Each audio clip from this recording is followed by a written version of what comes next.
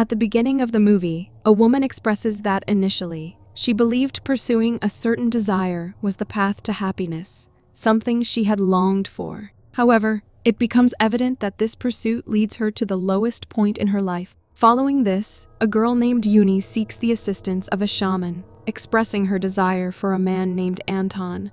But she does not want him to harm his wife. The shaman proceeds to conduct a ritual, involving the sacrifice of a chicken and the feeding of its liver to Yuni. Subsequently, Yuni stands in the water throughout the night, while the shaman chants spells. Yuni's mother Jinam is also present during the ritual, and as the night progresses, a demon appears there, and the scene cuts here.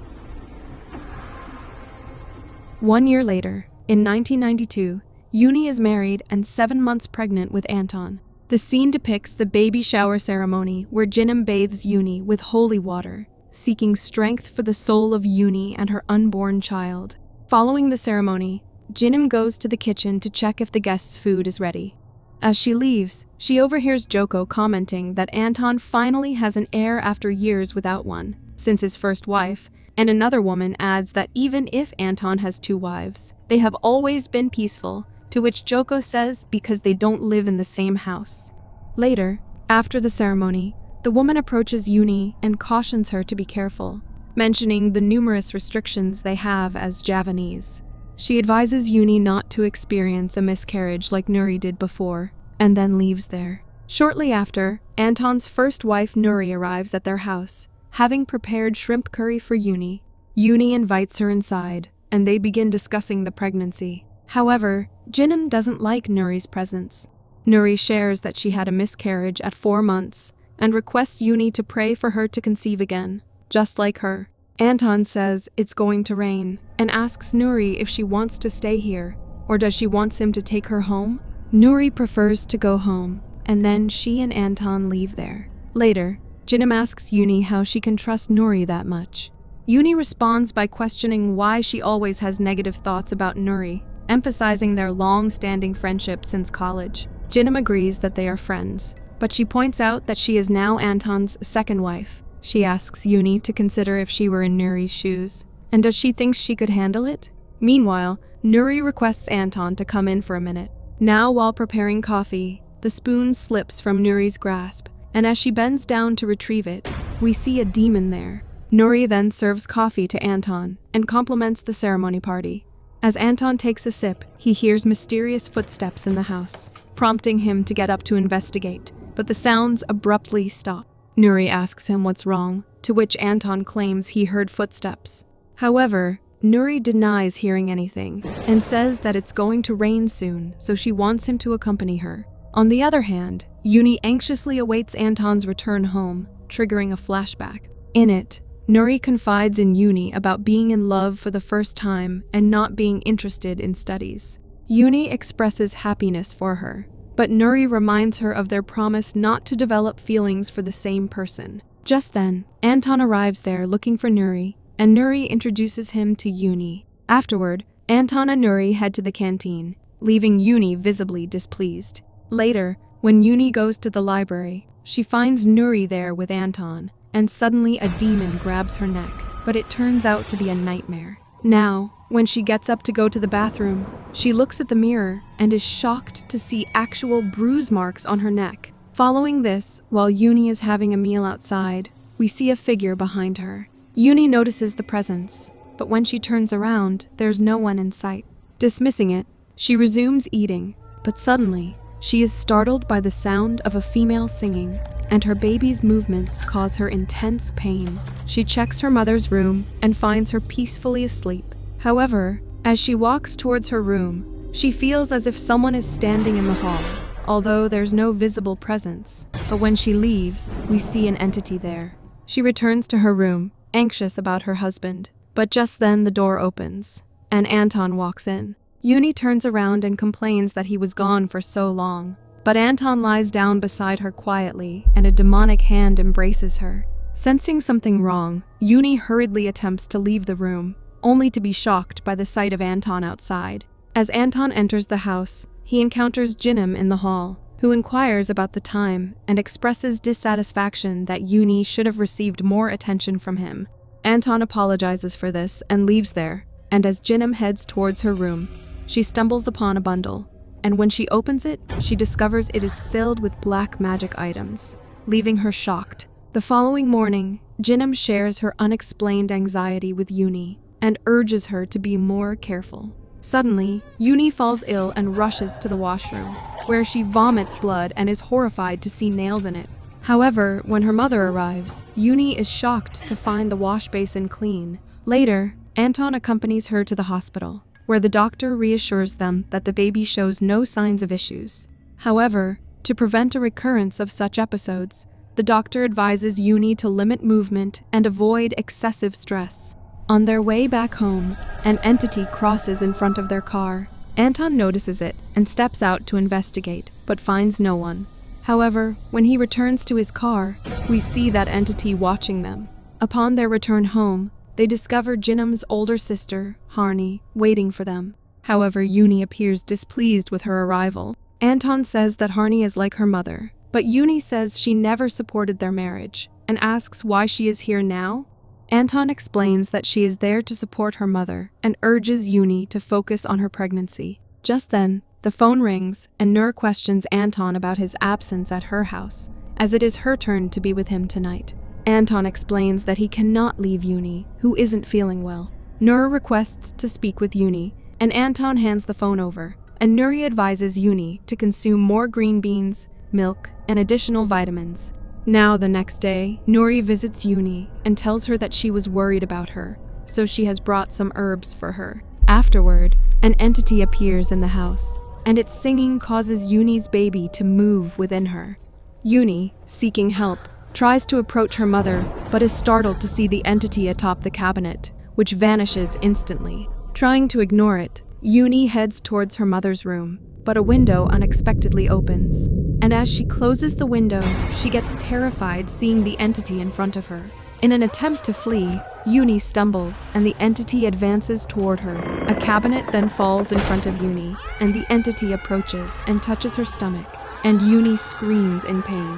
Harni comes out hearing her screams, rushes to her, and finds Yuni scared but ultimately reassures her that she and the baby are unharmed. Yuni tries to calm Harni down and offers her water. However, as she takes a sip, she becomes nauseous and rushes to the washroom, locking herself in.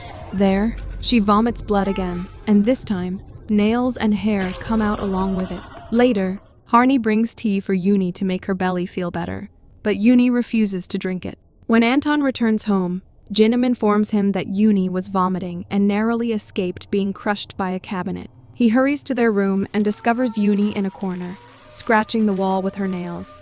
Anton is taken aback by this unusual behavior, and then Yuni begins to perform a peculiar dance. Alarmed, Anton calls for his mother, and when Jinim and Harni enter the room, both are astonished by Yuni's unsettling actions. They watch in terror as Yuni walks on a wall while dancing, and after a while, Yuni then stops and looks towards them. Jinim moves forward to ask her who she is, to which Yuni jumps towards her and tells her that her black magic has lost its power, and an evil person like her will never live in peace. She then comes out of possession and collapses. The following day, Nuri's mom visits her and expresses concern for her well-being. She tells her that to become a woman, one must possess a big heart. She permitted Anton to marry another woman and encourages Nuri to accept it with her whole heart. Nuri says as much as she can let it go, as a woman, it still hurts. On the other hand, Jinim revisits the shaman, who informs her that black magic has attached itself to Yuni's body. She implores him to save Yuni, and he reveals that he cannot identify the sender of the black magic. But one thing is certain, they possess dangerous powers. The shaman provides her with a pot, instructing her to place it on the cabinet to create a temporary talisman. That night, before leaving, Nuri's mother offers her the option to come back home and live with her and her dad in solo if she feels lonely. However, Nuri declines, expressing her determination to wait for Anton to return to the way he used to be. That night, when Jinim places the talisman on top of the cabinet, Harni secretly follows and watches her. Jinim then sits on her bed, lost in thought, and suddenly spots an entity outside the window. However, when she checks there, she finds no one there. On the other hand, we see the shaman in the midst of performing a ritual, and suddenly the door of his house opens on its own. He asks, "Who is it?" But in response, an unseen force scatters his belongings. Shortly afterward, the entity materializes there and uses her hair to tear open his chest. The shaman, realizing the mistake, begins to apologize to her, saying he didn't know it was her, but the entity kills him. Meanwhile, Jinam wakes up after hearing the sound of something moving, and when she gets up to investigate, she encounters the entity that throws her away. Hearing Jinam's screams, Yuni rushes to her room, and in the meantime, the entity attacks Jinam and throws her onto the bed before vanishing.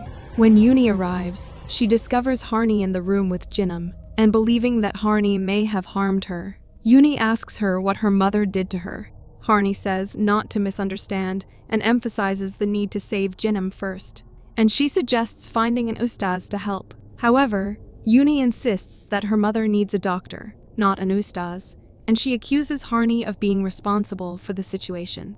In anger, Yuni tells Harni to leave, but Anton arrives home and asks what's happening. Yuni informs him that Harni harmed her mother and might be a threat to her next. Harni says that Jinam was already in that state when she entered. However, Yuni accuses her of lying, asserting that she witnessed it herself. And when Anton tries to intervene, Yuni blames him, stating that if anything bad happens to her mother or child, it's also his fault.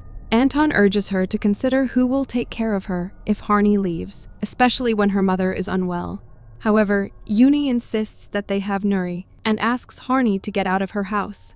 Harni tells Anton that it's his choice whether to believe her or not, but she was only trying to do what's best for Yuni. Anton apologizes to her, and then they call a doctor, who suggests that it's likely Jinam had a stroke, and if there is not much improvement in the next week, they should consider taking her to a hospital. The next morning, Harni prepares to leave, and Anton apologizes to her once again. Later, Nuri arrives at Yuni's house to take care of her, as Anton is going out of town. Yuni questions if he can postpone the trip, to which he explains its importance, and reassures her that Nuri is here to take care of her. Later, they both enter the kitchen to prepare porridge for Yuni. Nuri instructs Yuni to sit while she starts chopping vegetables. However, after a while, Yuni is startled to see Nuri seemingly chopping her finger. As Yuni tries to intervene, Nuri angrily glares at her and starts moving towards her with the knife. And before Yuni can comprehend the situation, Nuri stabs her with the knife. However, it turns out that it was just a dream. Nuri takes Yuni back to the kitchen and instructs her to sit while she prepares porridge. Yuni observes Nuri chopping vegetables, mirroring the previous dream. However, this time, she doesn't cut her finger, but glares at Yuni angrily and advances toward her with the knife. As she is about to stab her, Nuri suddenly notices that Yuni is sitting scared in a corner. Concerned, Nuri goes to her and inquires about what's happening, and helps her get up and guides her to sit on a chair. Later, while Yuni is feeding porridge to her mother, Nuri enters and suggests that fresh air might do good for her mother. However, Jinam appears scared upon seeing Nuri. Nuri takes her out of the room, and at the same time Yuni experiences pain in her stomach. Nuri says, maybe she is exhausted, so she will make some herbal drink for her. Jinam attempts to say something, but Yuni struggles to comprehend and continues to feed her mother. But when her stomach pain intensifies, she decides to go look for Nuri. Yuni doesn't find Nuri in the kitchen, and we see Nuri talking to a man. And just then, Nuri comes back, mentioning that she was searching for aromatic ginger for the herbal drink, but couldn't find any, and then she asks her to go to her mother. After a while, when Nuri returns, she questions why Jinam looks horrified, as if she just saw a ghost. She adds that even if she did see one, there's no need to be scared, as sometimes human beings are more horrifying than ghosts. Nuri then hands the drink to Yuni, and despite Jinam's attempt to stop her from drinking it, Yuni doesn't understand and consumes it. Meanwhile, Harni arrives at the address provided by Jinam, only to be horrified by the sight of the shaman's decomposed corpse. In Jinam's room, the entity appears again, stating that greedy humans always break their promises.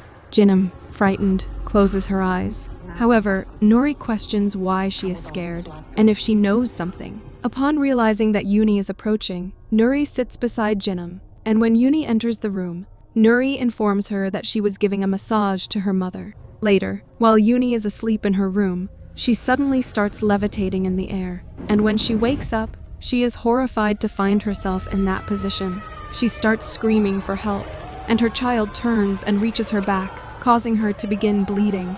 During this unsettling incident, the entity is also seen in her room, and then Yuni falls back onto the bed. She manages to get off the bed and attempts to crawl to the door, and just then, Nuri enters the room, helps her up, and gently guides her back to the bed. Yuni pleads with her to call the doctor, but Nuri explains that the doctor can't come because of the pouring rain, and even if the doctor comes, she will be scared seeing her like this. Nuri asks, how can a good girl steal her best friend's husband? After which she tries to harm Nuri and her child, but she manages to hit her and tries to flee. However, Nuri follows her and says she has shared her husband with her, and now it's time for her to share her child with her. She opens her legs and inserts her hand in her private part, causing immense pain to Yuni, due to which she becomes unconscious. Yuni takes out her child, after which she takes the child and the unconscious Yuni to Jinim's room and tells her that her grandchild has been born. Afterward, she drags Yuni outside, declaring that everything concludes tonight and proceeds to kick her into a pit. Later, Harni brings Doni Shaman to their house, only to discover that no one is home, and while Harni goes to check on Jinim, Doni is startled to find blood on the floor. Following the blood trail, he comes across Yuni unconscious in a pit. Doni rescues her from the pit, and simultaneously, Harni also arrives there. Harni wakes her up and asks her who did this, to which she reveals Nuri's name. Later, when Anton returns home, he too gets shocked to witness Yuni's condition. Dino and Anton then visit Nuri's house, but find it locked. Anton asks her to open the door, saying he knows she is inside. However, when she doesn't respond, they decide to break open the door, and to their shock, they discover her engaged in a ritual with the baby. Nuri expresses that if she can't have Anton completely, neither can Yuni. She then gets possessed and pushes them back with her powers and disappears from the scene. Doni comes out looking for her, and Nuri attempts to attack him from behind. However, he manages to dodge her and fights back, ultimately pushing her away. He then begins praying to stop her attacks, and during this, the entity reveals itself inside Nuri. After a while, Nuri leaves the place, leaving the entity behind, and then it also disappears. Nuri then visits Yuni and attempts to attack her. However, Yuni manages to get off the bed and tries to escape, and in the chaos, Anton gets stabbed by Nuri. Shocked by what she has done, Nuri recalls the happy moments she shared with Anton, and in a state of distress, she runs away from the scene. Now it is revealed that the woman we saw at the beginning is Yuni. She reveals that her husband died on the spot, and that day was the last day she saw Nuri, and the movie ends here. Thanks for facing the frights with us. If you survived this video, drop a like, summon that subscribe button, and brace yourself for more horror. Until next time, stay spooked.